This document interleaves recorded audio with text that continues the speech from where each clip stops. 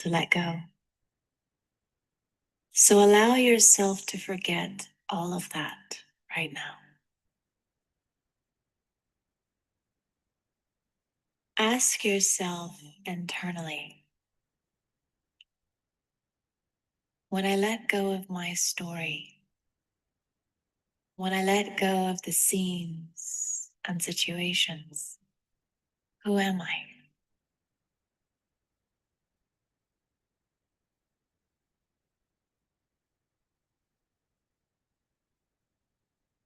Can you let go of those for just a moment and allow yourself to become lighter and lighter and more relaxed and peaceful as you feel yourself come out of your body,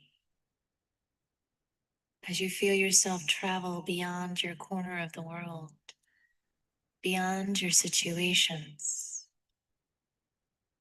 to a place where you are as vast as the sky,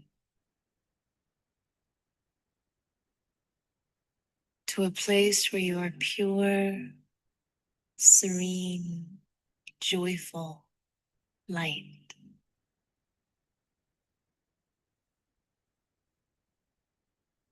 Allow yourself to go even more deeply into that stillness, feeling more and more relaxed as you let go and begin to feel yourself as light, as spirit, as a spiritual being who is more than what they experience in that world of form.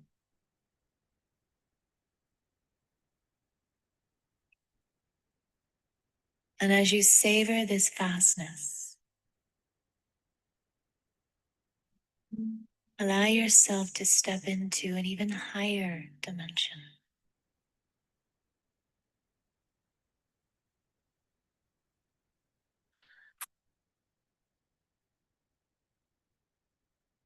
Where you experience the sacredness,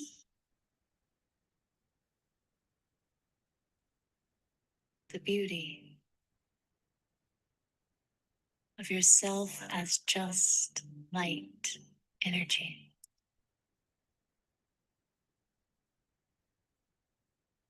Pure light.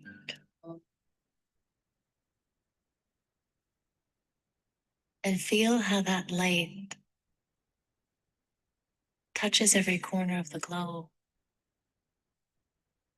Feel how that light expands beyond edges and borders.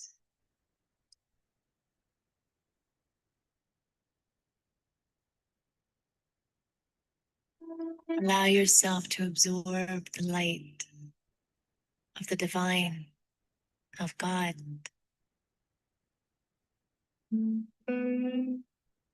imagine that light just like a great, beautiful sun that pours onto you and restores your life, your vitality, your expansiveness.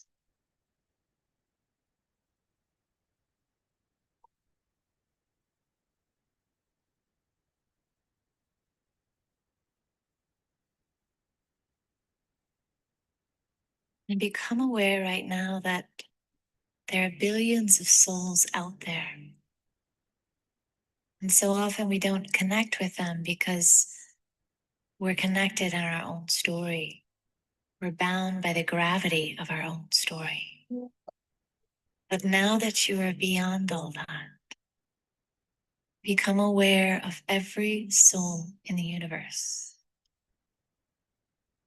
and feel your eternal connection with this family of souls. Become aware of how each one of them right now could use the pure energy of the light that's emanating from you.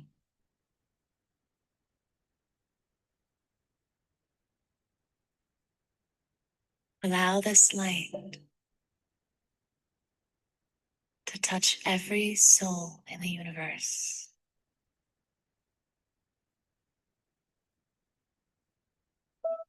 Feel yourself unfurling with this pure spiritual energy.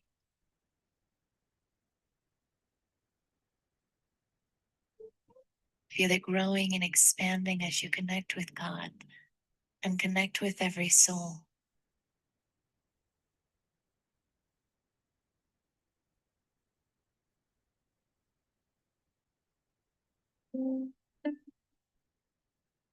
Just bathe in that light. Soak up that light. And feel yourself becoming so absolutely silent.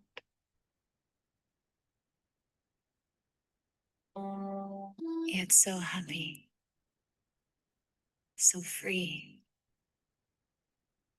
so alive.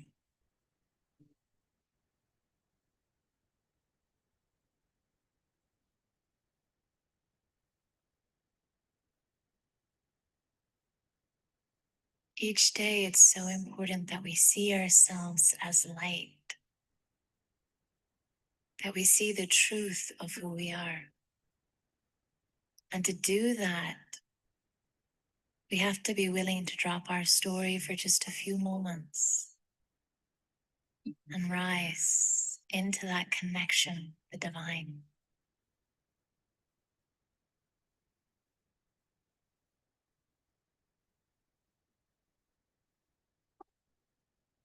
Continue to allow the light that pours on you from the divine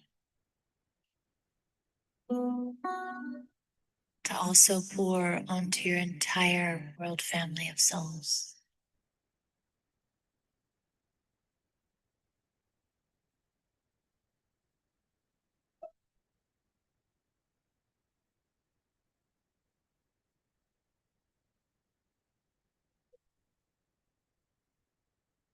You can see yourself as just shimmering, pure, bright, vital energy, filling every soul, connecting with every soul with this pure, joyful, peaceful, pure light energy.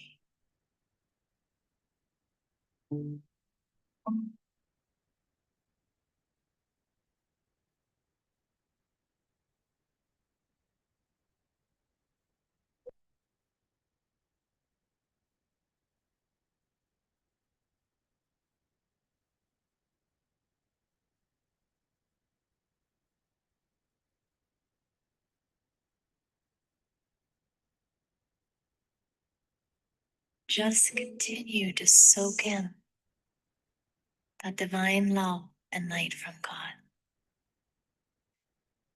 Seeing yourself in this form of light opens you up to the ability to communicate with the divine.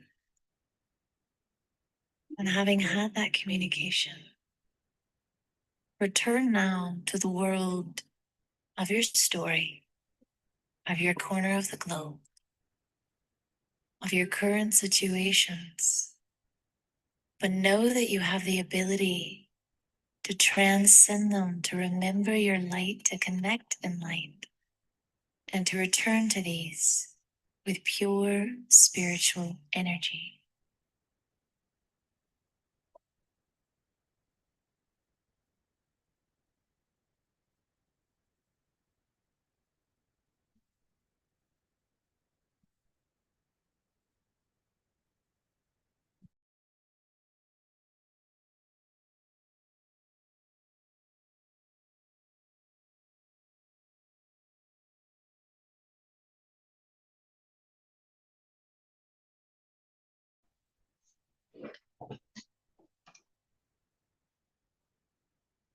Om Shanti, everyone. Very warm welcome to Brahma Kumaris, Silicon Valley, into the Fostering Confidence in Kids series.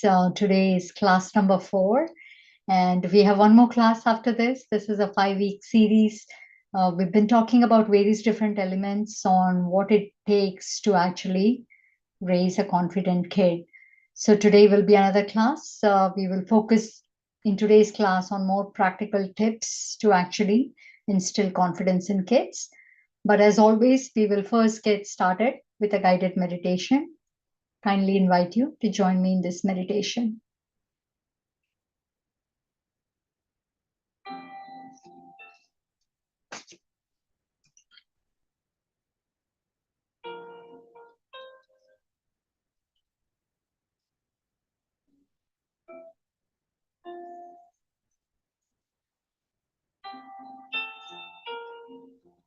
In a second, smile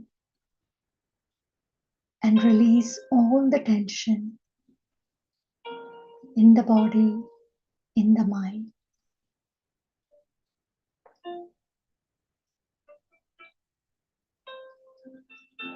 This is an act of self-love.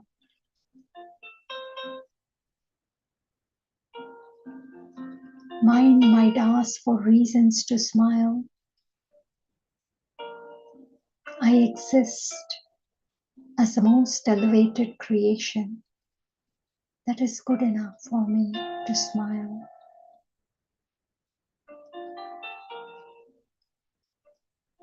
Let's get the body in a comfortable position, upright and still.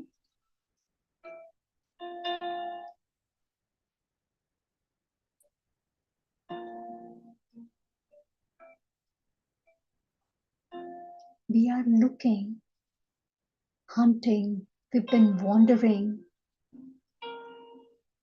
looking for love in all the wrong places.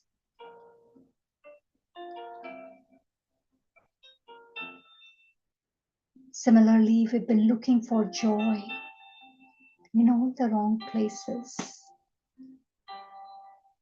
Because the one whose heart, whose being is nourished, is full of love and joy, will be selflessly serving the entire universe, let alone just their family.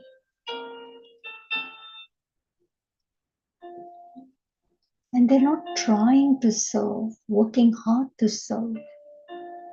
They naturally serve everyone that comes in touch with them. This is the power of inner fulfillment.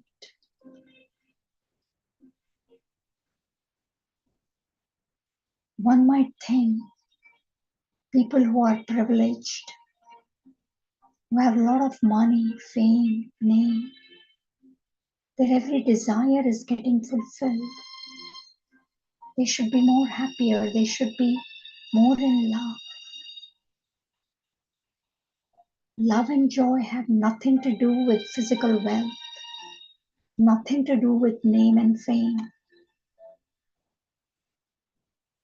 And that is why we said we are looking for love and joy in all the wrong places. And day by day, only becoming emptier. The journey that we have to take is inwards, not outwards. Because I am that source of love.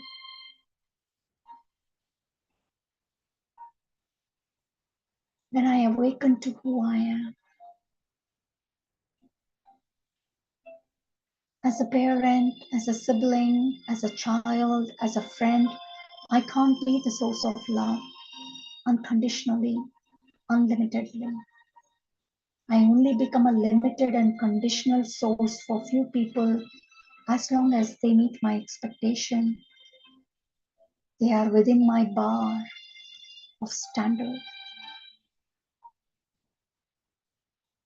So that is not the real me who's the source of love. Real me is not a sibling, not a friend, not a parent, not a child. Real is the soul, a tiny point of invisible light who's inherently loving and joyful. Joy and love cannot be separated from me because it is part of my core nature.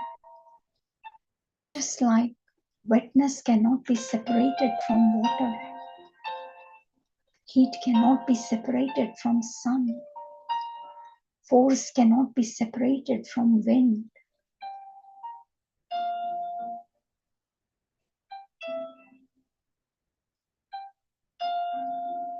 Every other source that I am looking for in the wrong places will only give me a fleeting experience of joy, a transient experience of love, and leave me feel empty and insecure later. And that is why people of the world today are so empty, so insecure.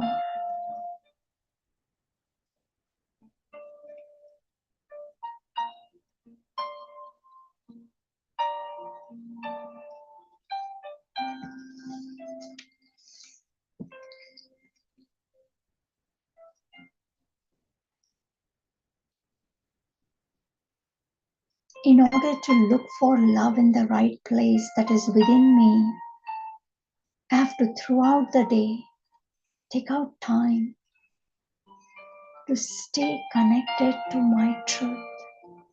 Because very quickly the mind wears the masks of I'm a child, I'm a spouse, I'm an employee, I'm a chef.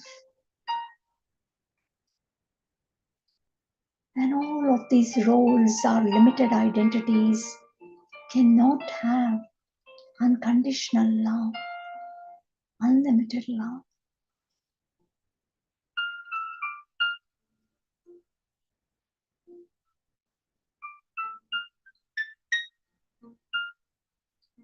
Yes, I'm playing many roles, and love will be exchanged in these roles, but it will only be limited and conditional love. I love my child when they agree with me, when they behave well, when they do well. Or I'm happy when my child is successful, healthy. This is all limitedness. And any time we move away from our truth and feel this limitedness, this insecurity, we feel tiredness. Otherwise, parenting is the most fun thing to do. Even if the child is a difficult one, parenting can be a lot of fun when your heart is full, when you're connected to the source that you are. You are love, and you've come to this world to shower your love, not to take it, but to bestow it. And the more you bestow, the more love you will feel for yourself, and the more love you will receive from others. This is a law. You get what you give.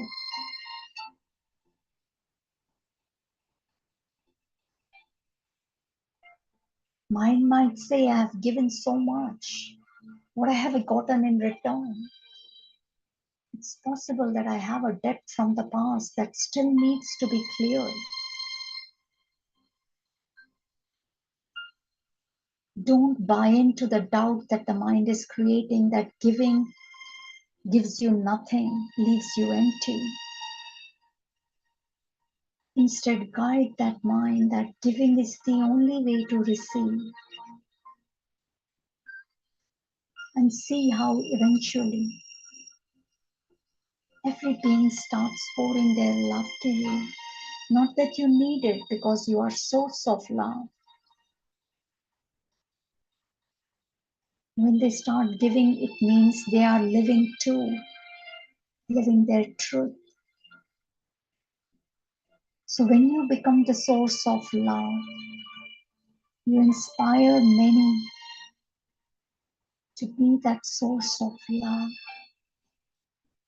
And then this world becomes free of expectations, free of begging, requesting, and demanding.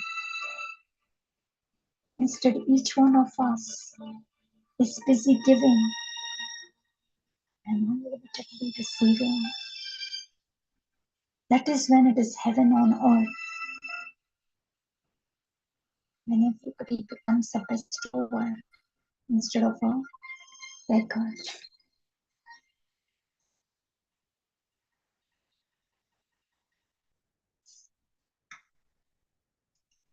Welcome everyone to the fourth class in fostering confidence in kids. Today we will focus on some practical methods as we go through steps to instill confidence, right? Different ideas to instill confidence in kids.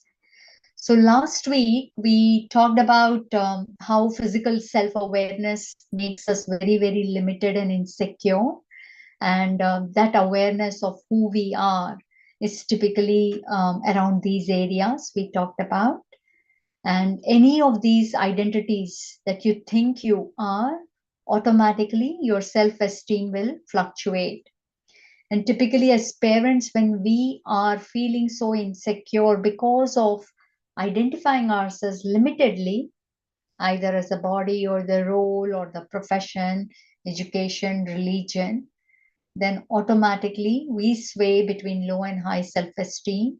And unknowingly, this is what we demonstrate to our kids, and they learn from us too, or they learn from society. Everybody is, majority of the people in the world are identify themselves as very limited beings, and that is why everybody is so insecure.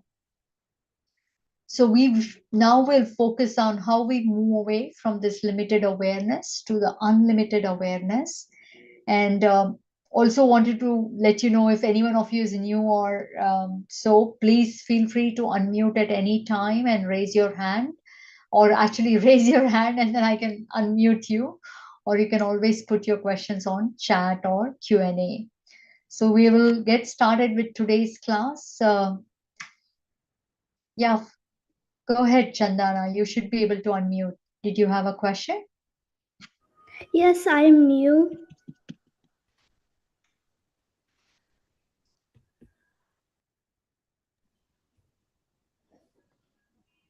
Chandana, do you have a question?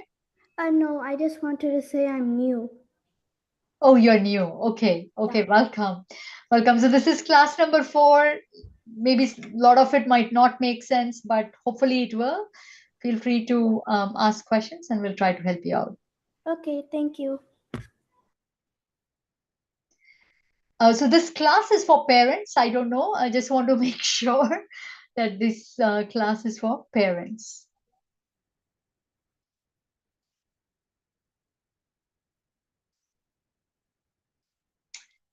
All right. So spiritual self-awareness, right, which is basically the real identity, your true absolute truth that you are.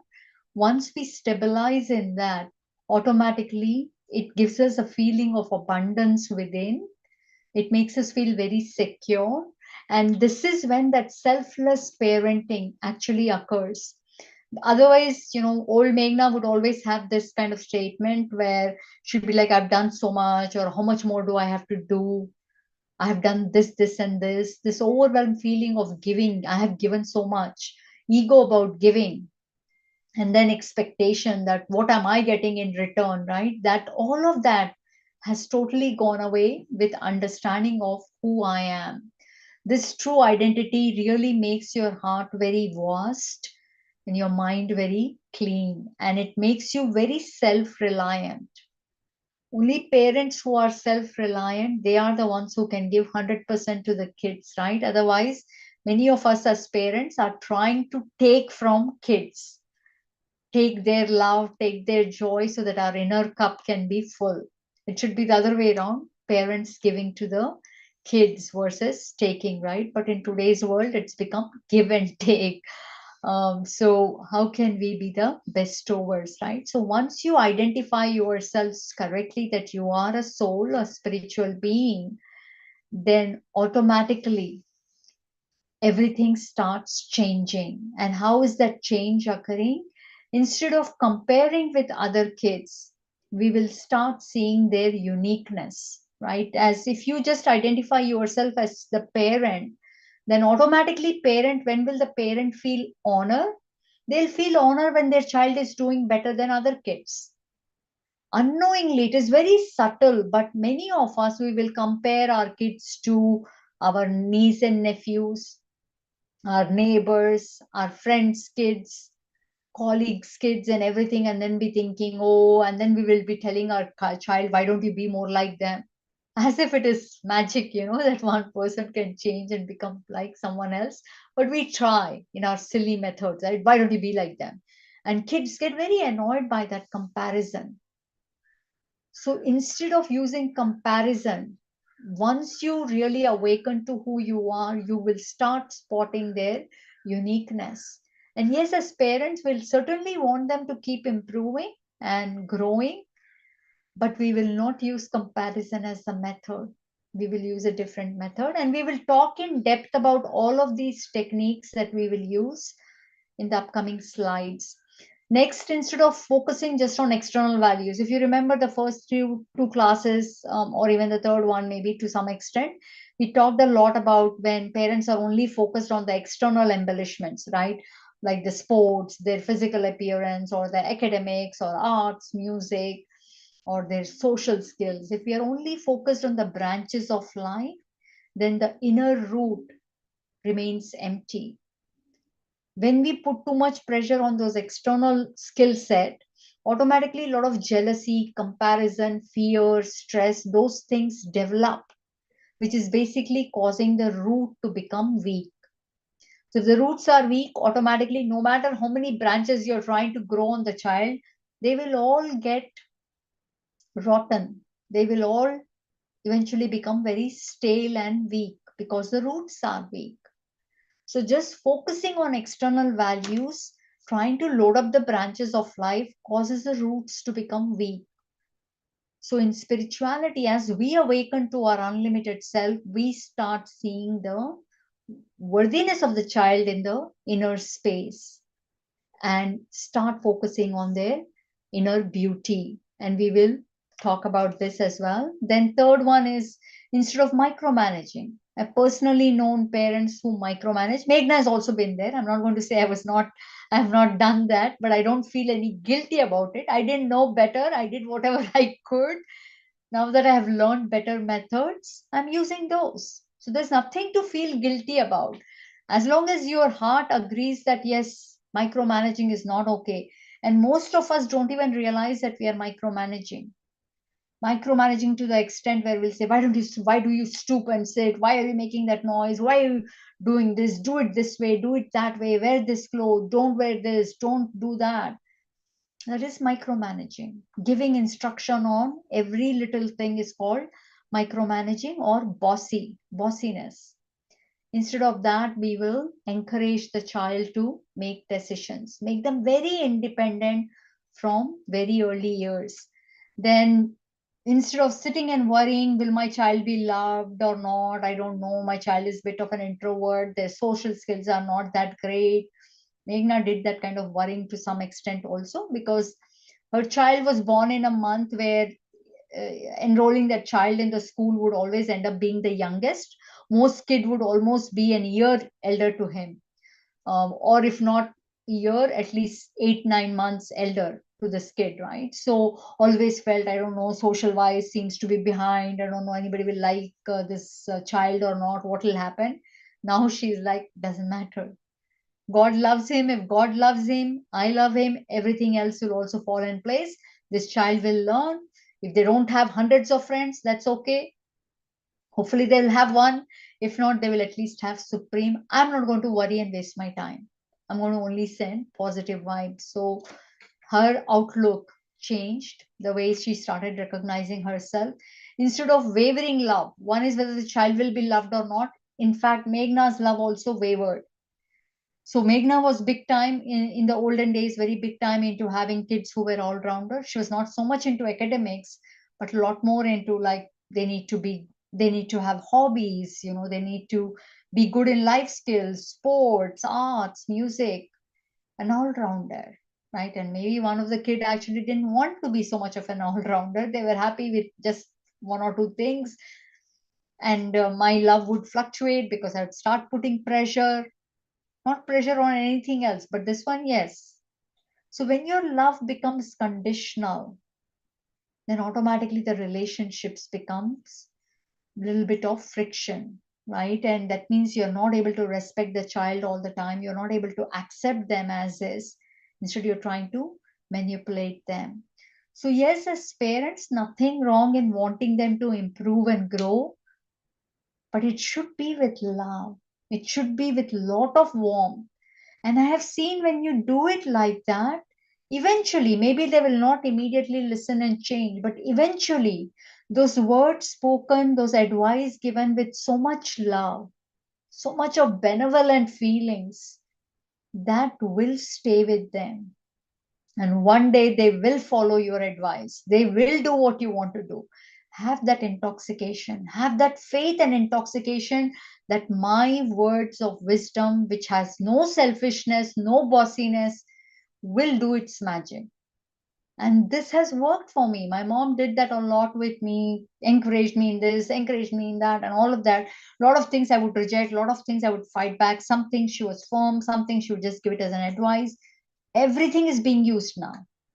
I can see the value in everything my parents told me.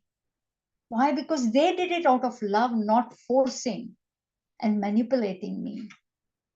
So believe that. No need to go without love to, get a better version out of them. Then last we will see, instead of sitting and fearing about their future, what will happen, they're not that bright, they don't seem to be very good in everything, will they get in good college, will they have a good career, what will happen? Unshakable faith, whatever will happen will be good. Every child has to go through tough cycles, problems, obstacles. My child is no exception. They will go through. Wherever I can support, I will fully support. Otherwise, I know my child will manage.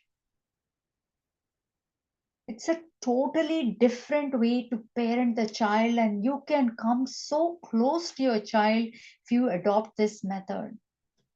Spirituality makes your heart expanded, because spirituality means nothing but you understand that you are that source.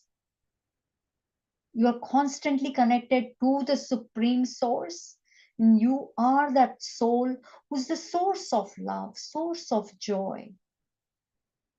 And then you're coming into relationship only to give versus to expect and receive. So we will, this is when we become totally independent. This true identity makes us very self-reliant, self-love, self-respect, enables us to be completely free. So we will now start with these methods that we talked about, right? These 6 different points here. We will go over them one by one in depth to see how we can implement it in our practical life. So first one is embrace uniqueness. Instead of comparing, we embrace their uniqueness. Now I would request you as parents to share your ideas on how, as a parent, you can practically demonstrate in your day-to-day living. How do you demonstrate to a child that you're embracing their uniqueness? What are certain things you can do? If you could share your responses on the chat, or feel free to raise your hand, you can unmute and speak up as well. So then, as collectively, as group of parents, we can actually get a lot of points on how to inculcate all of these knowledge points in our practical life, right? So you should be able to chat with everyone so that everybody can see your responses. So feel free to please put your responses. How do you demonstrate as a parent that you are embracing your child's uniqueness? What are certain things you can do to showcase this?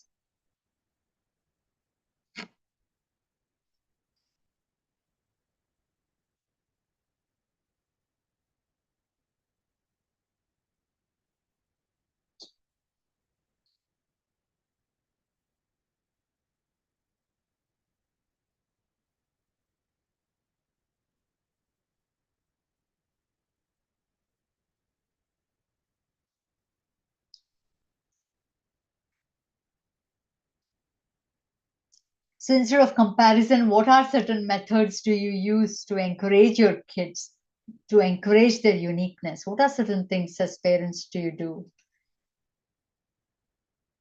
Yeah, Daksha. Yes, you should be able to unmute now.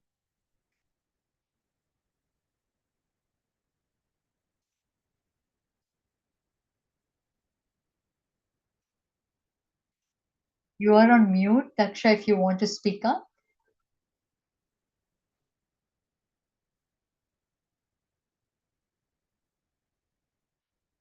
No? Okay, I see one comment here. Praise him when he does good things. Tell him I'm proud of you. Very good. Be happy when sharing. Very nice.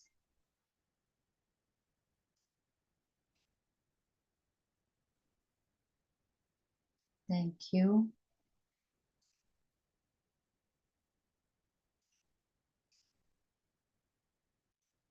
Another comment here, and which all of you should be able to read. We can say you're hardworking. I'm happy with your results, that you put a lot of effort and got the best of it. Very nice. Acknowledge or point out things that they did good in this work and in this way. Very nice. Yes. Giving specific feedback is always good. Calling it out, right? What is it that you really liked, and what is it that unique that you noticed about them, right? Because each one of us, right, first of all, at the soul level, very important to understand, at the spiritual level, at the highest or the deepest level, the way, the whatever way you're seeing it, we are all equal. Every soul is love, joy, peace, power, wisdom. Those rainbow like qualities are common, same for all souls. But each soul is an actor and has been given a different role to play. We all have a unique scripts by which our role is playing out. But in this role also, we have unique strengths, very unique our personality is. There could be similarity in role, but yet there is always going to be something unique about you. And that uniqueness does make us feel special, because that uniqueness has been given to us to do something special and to stand out. Every soul has that uniqueness in their role. Nothing to feel pride about, but it's just an acknowledgement that at the soul level we are all the same, but I've been given this speciality in the role. So I'm not proud, but I still feel that pure honor of receiving this uniqueness. So as parent, we should be able to spot that in ourselves first. What is the uniqueness about me? Yes, it's possible somebody else also has that uniqueness. That's okay. But it is maybe very unique to you, and maybe nobody else in your family has that. Or there could be a unique set of traits. Maybe everybody has one or two traits of what you have, but you have some unique traits that nobody has. So know that, and then it is very easy to identify it in other people, which is most important, your kids. So first of all, we all need to acknowledge that comparison is one of the worst methods parents can use to get the kids to change, because parents overuse this comparison for the kids to change. I've heard personally in front of me parents saying, why don't you be more like them? Look at your friend, always on top of everything, always getting A grades. And this is the number one reason why jealousy, competition, insecurity is so prevalent, because of parents comparing. We unknowingly spoil friendship between nephews and nieces, cousins basically, and friends by comparing. It actually brings the esteem of the child down when you compare them, because you're telling them, whoever you are, I don't like you, you better be like that. And it's not easy to be someone that you are not. It doesn't come naturally to be someone who you are not. So it leaves them very restless.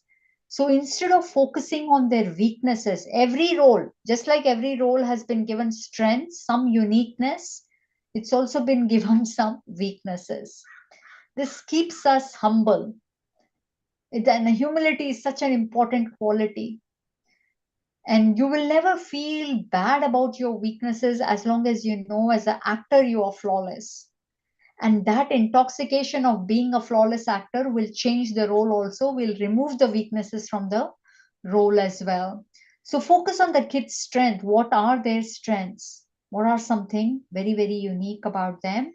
And then when you focus so much on their strengths, when you talk about their unique strengths they've brought to this family, to the people of their lives, automatically that generates so much honor in them that they by themselves will be motivated to remove those weaknesses that are hampering their growth. They will do it on their own, maybe not on the early years, but eventually they will. So the right focus is very important because it really generates a lot of respect in our heart when we look at their strengths. Weaknesses every role has, whether we like it or not. As parents, we have a lot of weaknesses, and the kids have too. Then the third thing is unhealthy. Always remember that it's very difficult to be who you are not. Suppose as parent, maybe my style is very bit of a bossy parent, stern parent, pushy parent, and manipulates the child to be someone that they are not. Now, okay, I was successful and maybe I'm feeling egoistically proud that, hey, I could, push my child. Now look at that child has changed. They're being someone they were not. But guess what? Now everybody in the world will be able to push this child and be whoever they want them to be. It could be now their friends, their colleagues, their spouse, their kid. Everybody will be doing this to the kid because now the kid is used to being pushed around. They don't know how to stand and protect their uniqueness because from the early on, they were pushed, they were manipulated.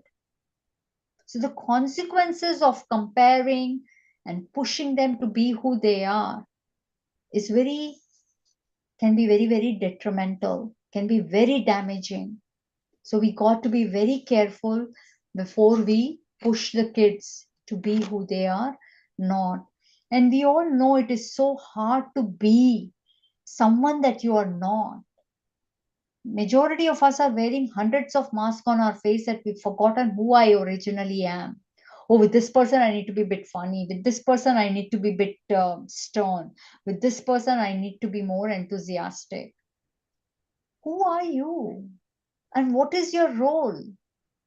Yes, we should try and be the better version of ourselves, improve the role, but not literally by making effort on the role, but remembering, who am I? The more you are aware of the beauty of the soul, automatically the beauty of the role will automatically enhance. So the important part is to pay attention to the beauty of the actor, and then the role will automatically enhance. So these are certain methods, mainly is to focus on their virtue and to be aware that focusing, um, on their weaknesses or comparing them with others will only damage them and reduce their confidence. Then number 2 is empowering decision making. Hopefully this should be a bit easy. Again, if you could share your ideas on how do you encourage kids in your house to make decisions. How do you empower decision making in your kids? If you could share some examples. So I see some messages on that on the chat. Sorry, I missed them. Can you share some examples, uniqueness? Like here, for example, sorry, actually, let me go back since I don't know, this Zoom is not notifying me when the chats are being put on the screen, which is very strange. So this is that uniqueness, right? So what are examples like? So if you know their strengths, right? Like for example, my child, one of my child is always, their uniqueness is that they're generally very quiet, but they do a lot of work without telling. They'll not show off, but they're doing a lot of background things to help you out. It's a very unique quality. Most people like to show it off, that I've done this, or they will even announce it. It's a unique strength. And I can totally call it out. Then, oh my gosh, how sweet of you. You went ahead and did it, and you didn't even claim it. You didn't want to showcase it. That is so beautiful, so selfless. You know how many blessings you're getting from me for that? One is just for doing the work without even being asked to. Second, not even kind of showing it off. My heart is loaded with blessings for you. Anything, it could be anything. It could also be that, they generally will wait for their friends to get the chance first, and they like to go last, whether it is in eating or singing or saying something. It's a beautiful quality. Versus many parents will say, hey, you should be aggressive, you should push, you'll be left behind. No, these are beautiful qualities. Yes, maybe you're getting ready them for the corporate culture of push and cut through and all of that. In the long run, they can't give your child peace of mind. And they can maybe in the short run give some quick wins and recognition, but in the long run, only enemies. Nobody is going to bless them from their heart. So it again depends on what you want to accomplish. You want your child to be very peaceful, happy, loved, blessed? Or do you want that cutthroat competition where they're cutting everyone and going ahead? So it's really for us to pay attention to all of these things. I'm also reading another comment here. There's also a sense of being responsible in front of parents. I'll give an example. In a class, if I stay with my daughter, she would continuously be looking at me and see how I react for the mistakes or good I do in the class. This acts as a distraction for her. Whereas I did not provide any reactions and I'm just accepting that the child is learning, it might not be taken in a similar way by the child. Very possible.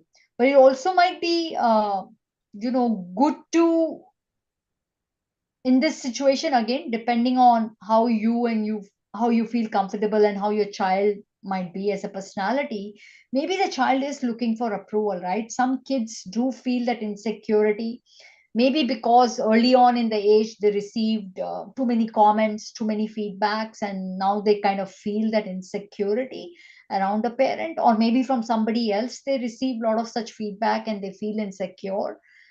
It's nothing wrong in having heart to heart conversation and telling the child that, hey, you did so awesome, in the class, and it's fantastic to see you. Do you feel uncomfortable when I'm around?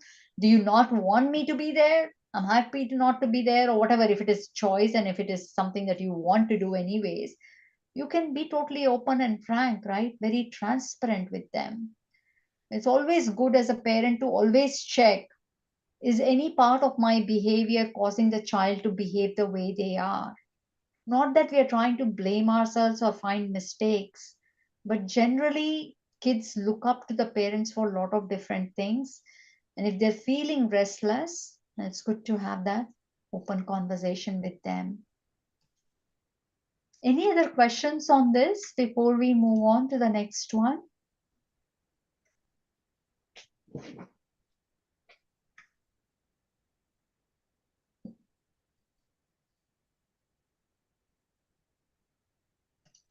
All right. As parents, what are some things that you do with your kids to empower decision making? If you could share some practical examples, please.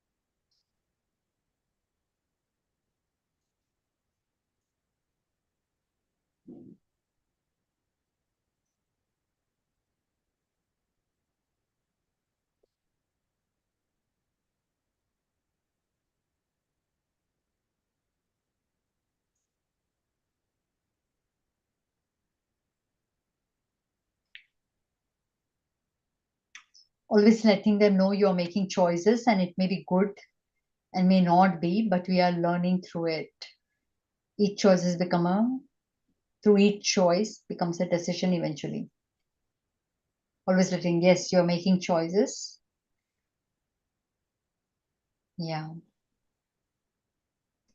Give them a big hug after helping someone struggling in class with math problems. Okay.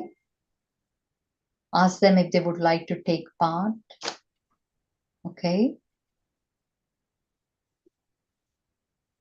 And this we can start, as a parent at a very early age, very early age. Obviously, things where we feel there's a safety and health related risks, there we are a bit more firm. We don't give them much choice at all. Certain things it's very clear they don't get the chance. Certain things we have to be the parent. And yes, maybe till they are 10 years old, we continue to be the parent, more parent than empowering them.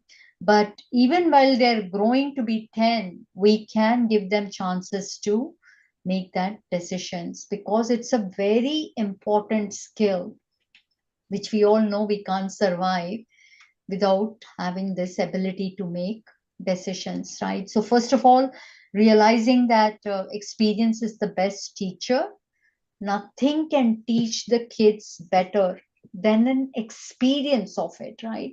So a lot of times as parents, we don't realize we become overprotective, right? Very over. I've been there. I'm telling you, it's not good. Don't do this. Don't do that. It's important. Oh, they'll get a C grade. They will get a B grade. It's good early on in first grade, second grade, or even fifth grade, or even in ninth grade. If they're getting a B or C, let them go through it. Let them understand the repercussions of it.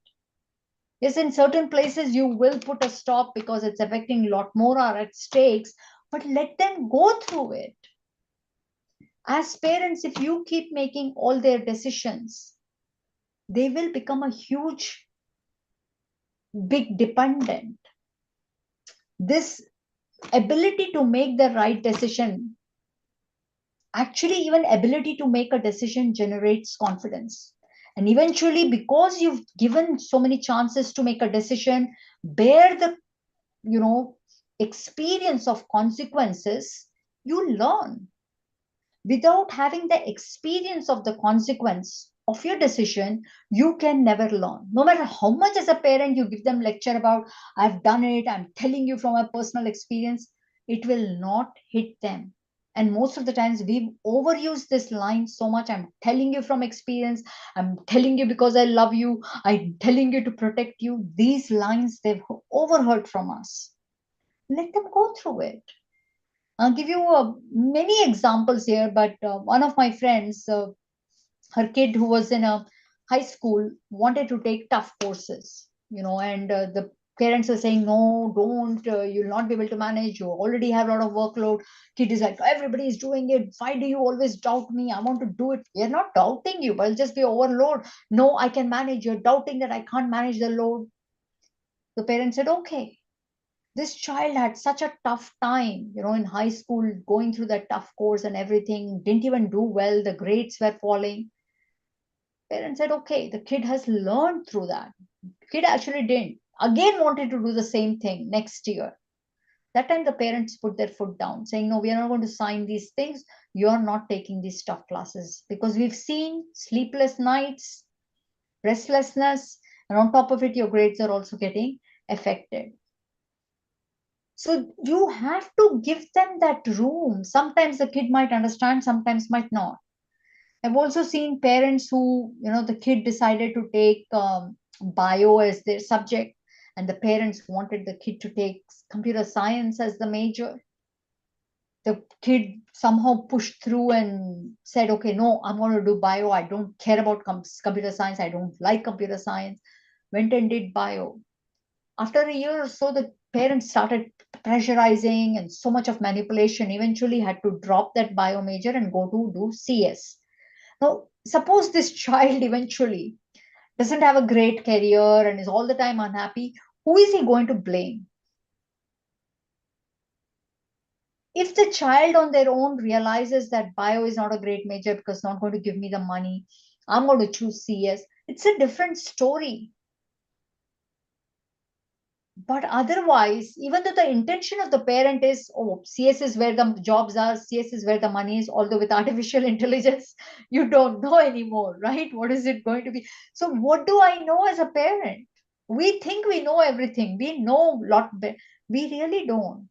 We really don't. But yes, out of love, out of care, we can continue to guide them. For example, one of my kid in the house didn't want to do the traditional math and science route, which most Indians do. They'll either go to the math route, engineering, or science, which is either doctor, something like that, right? Nobody from India will do some arts or music or something, or some film industry or journalism. But we as spouses, we were okay with it as parents, and one of the kid wanted to do journalism in the beginning. So that kid took some courses and then ended up not liking it that much and found the difficulty of being a journalist, right? What it takes to be. So decided no. And then after that, they decided they'll do psychology as the major. Said, okay, fine. I said, psychology also not a very easy path. You have to do a lot of different things before. And this child also wanted money. So I said, okay, for a psychologist to make good money, it will be this, and this. You have to go through all of that. Are you okay with it? Yeah, I'll figure it out, right? I'm not doing math. I'm not doing science. I don't like both of them. Fine. Eventually did some UX design or something, right? But now he's thinking about something else. But right now they're like, okay, I'm graduating as a UX and psychology, and then I'll see what I have to do, because I don't think I'm going to settle here. Fine, your choice. We are done with you once you're 21. We've given you the firm ground. You established, you are on your own after that, right? But we gave them the choice instead of pushing. It totally, first of all, spoils the relationship. It ruins their confidence, because important steps in their life, they are not able to make a decision. And believe me, the decision making improves, and I'm sure you all know, as a going through it, improves when you start going through it, falling down multiple times. That is when your eyes open. Nothing can open our mind, our farsightedness, without bearing the consequences of the decision we made. And even more important point is, it's better that the kids learn while they are in the safety of the parents' house, in the canopy of your protection.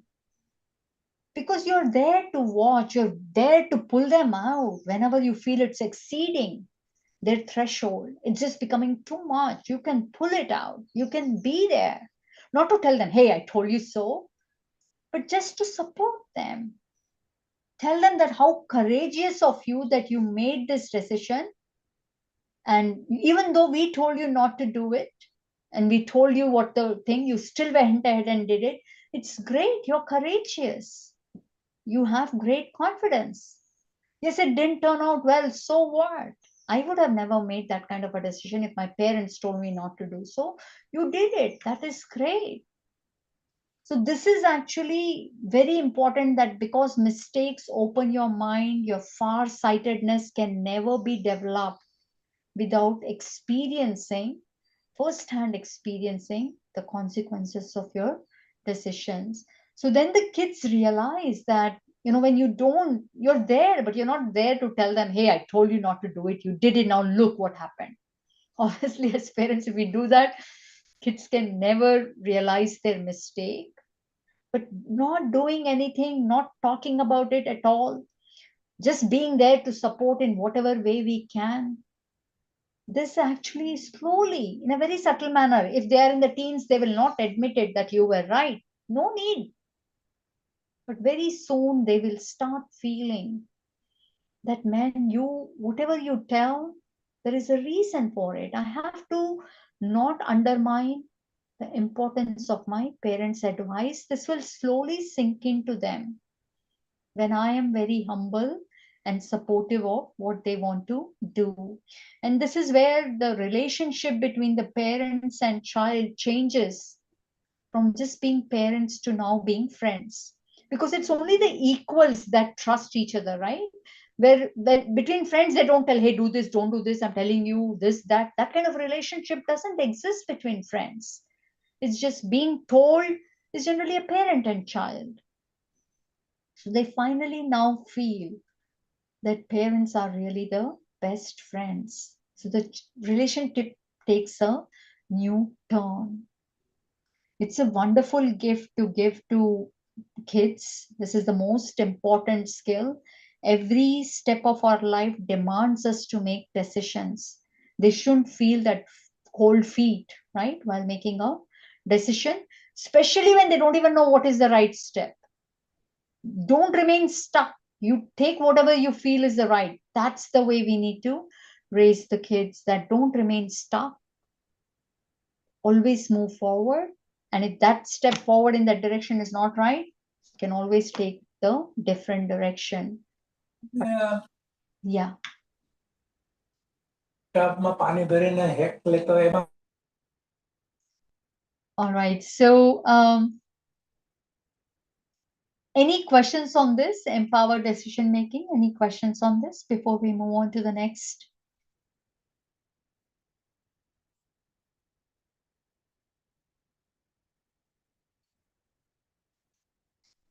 All right, third one, we will talk about this. This will be the last one.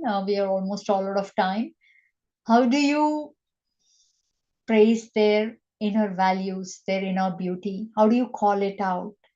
This is again a very important skill set, and adds to child's confidence. It really boosts it. How do, as parents, what are some ways we can enhance their inner beauty? Let them know how beautiful they are from the inside.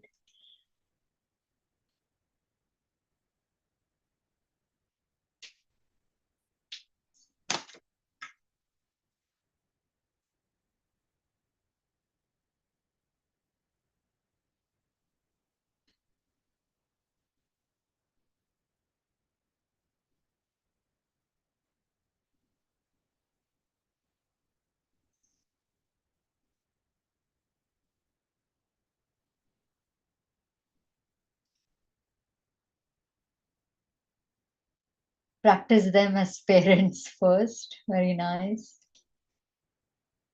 Very true. First, I need to know about my own unique.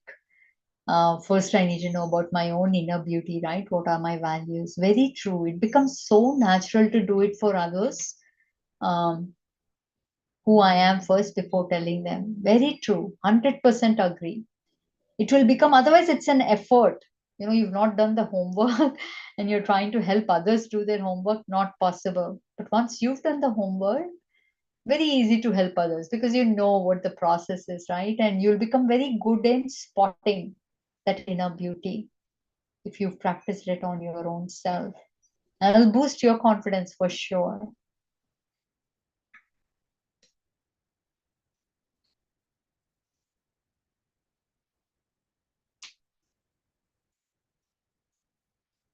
Where we are living in a world where physical appearance, all the external skills are given so much importance. um, but those are some things that only generate ego. They don't generate humility. And where there is ego, there's always fear, there's always restlessness, jealousy, all of these vices, they come.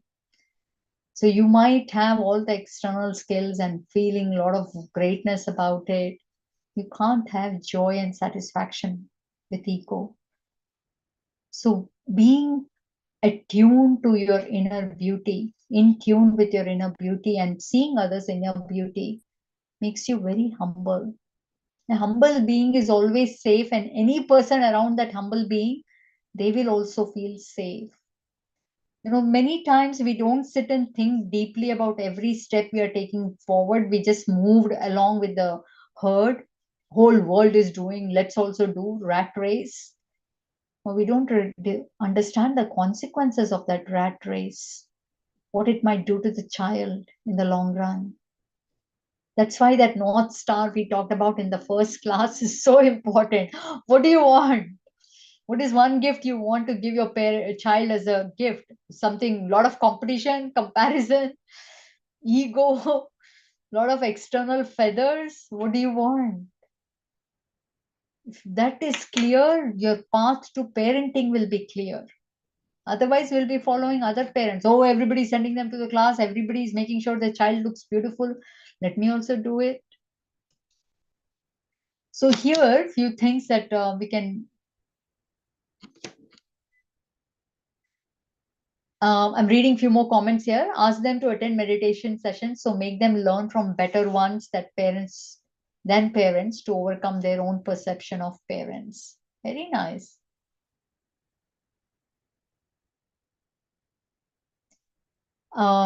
Another question, how to do it? I still think the uniqueness or inner beauty will be known only once someone praises you. That means we are dependent on external approval. How to be away from this external approval? Agree. Now, in the early ages, right, for the child, in that young years that they are, it is okay to do in such a manner, right? Again, your feedback should be in such a manner where it doesn't feel like you're praising them at the cost of bringing anyone else down. You're not trying to tell them that you are so different and so unique, although you are in your heart agreeing that they're very unique in this, but it's not at the cost where they feel like they are better than everyone else, right? In your heart it is always still true that every soul is equal, but at the role level we have different set of strengths and different strengths of weaknesses.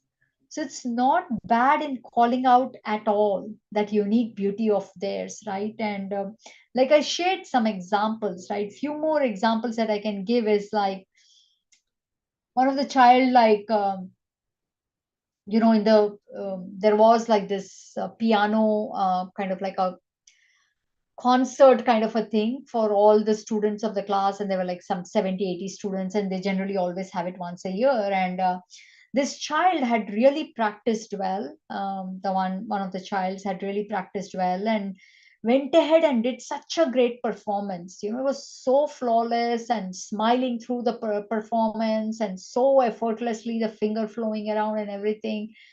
And it's just, I didn't say that you did a great performance or anything like that. All I could say was, man, your hard work and dedication was just showing in the way you played it. And with your smile, you could say that you were totally carefree. And this child is generally not carefree, is always worked up and stressed and anxious, right? That's the kind of child. But because of the way they had practiced and sincerely, done all the work that they had to do, without any complaining, I had to call it out.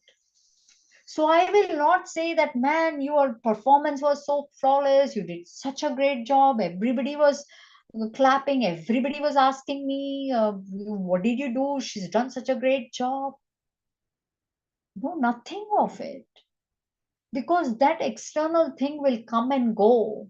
One day it came out great. Sometimes maybe even if she practices a lot, it might still not come out. So the idea is to hold on to that inner beauty that is contributing, that is showcasing, manifesting itself in the external world. If your child is a great orator, what is that skill, that inner beauty is that's making them a great orator? Maybe they are someone who pays attention to detail. Maybe they are someone who has a great ability to discern what things we should expand and what things we should not talk about so much.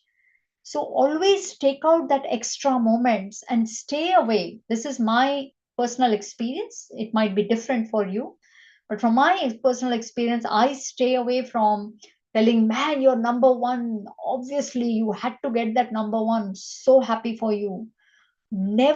I never call out their external accomplishments. I always try to connect it to what is that inner beauty in you that manifested itself as a award or as a praise or a great performance. What was that, right? So why this is so important is because, this encourages, it's a reminder. We are not trying to really, you know get them this approval from us or anything, but one thing I've noted is that generation after generation, the soul's power is going down. The youngest generation, the souls really lack patience, lack adjustment power, lack tolerance power. They're a very weaker generation. And I would say my parents' generation had more power, and my grandparents had even more power. It's going down. So, yes, when you know that the souls are weak, you do have to lend them the support of some words of encouragement. Do it as much as possible with not comparison or trying to make them feel that you are better than everybody else. You don't want any ego in them, but just a simple recognition of their beautiful quality. This helps them kind of be attentive to their strengths so that they can use it in many other branches of life. For example, hard work and dedication can be used anywhere, right? In multiple places it can be used. Or if you have kindness, where else can I use that kindness? So these reminders help them recreate what they did in that instance. And because it is natural to them, that quality is already part of them, it is very easy for them to demonstrate that repeated success very easy using their inner beauty. And eventually, as they start seeing a lot of manifestation of that inner beauty in the outer world, they soon start realizing that I have everything within me to lead a good life. They will also realize that the external things will come and go. Sometimes the manifestation will be good, sometimes it will not be. But they will understand that it is only through this inner beauty I can create the external magic. Not in just one part of life, in multiple parts of life, I can use this inner beauty. So, this is why it is so important to focus on that inner beauty rather than recognizing them on the external skills. So, this is what we wanted to cover in today's session. We are over time. Any thoughts or any questions about this?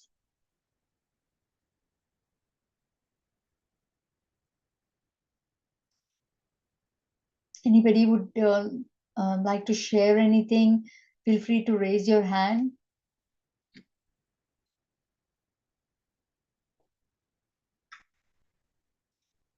Yes, Pinky, you should be able to unmute yourself.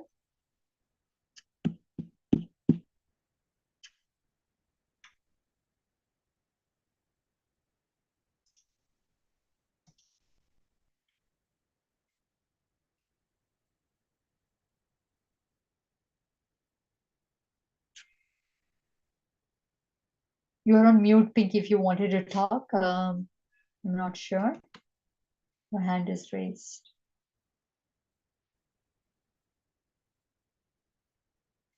All right.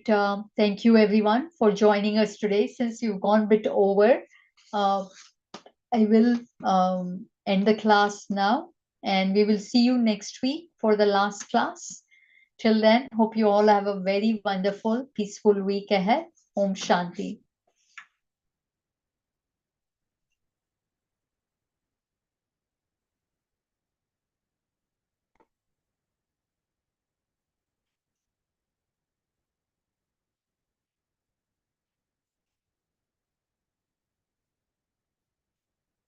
trying to put a schedule over summer, but unable to do so. Again, as parents, we all have different viewpoints. I feel it's good to have a bit of unstructured time and maybe have a very little scheduled structured time, but most of them, for them to have that unstructured time, I feel it is good, so that kids can be kid when it is in relation to their homework. Yeah, I mean, I think it's good to have that heart to heart open conversation with the kid that, hey, what is the 2 hours of the day, or maybe 1 hour of the day, 2 hours maybe split into 1 hour each in the morning or afternoon. What time can you give so that we can have a structured time? Rest of the time you get free unstructured time. So you could be creative and asking them to do it, something like that. 1 hour day, give it to me, okay. Yeah, ask them what is the problem, right? Again, having that open conversation is good, as to why they don't want to have that structured time and why they don't want to do it. Always good to have that open conversation with them.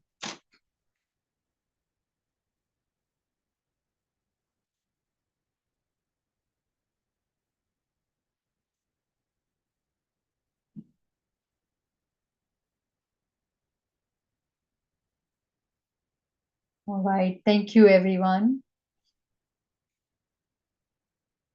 Mindset is summer for play and no work at all. Can't blame them, right? I mean, although in US the school work, typically most schools don't have too much work if they're going to the public school. But yeah, I think if you feel it is very very important, again you could have some kind of like um, thing that, hey, after this time onwards we do want to have this 1 hour for sure. This is not an option, it is kind of like mandated and all that, and otherwise here are the consequences, these are the things you don't get in summer and all that, right? You could take it to the disciplinary level also if you think it is so critical. But I think it is more important to, in summer, to develop that friendship with them so that they can talk to you a bit more about why can't they spare even 1 hour, right? Like why they have to be all the time unstructured. And it's good to put them in some classes, then maybe they'll get some structure around it versus really doing any kind of homework.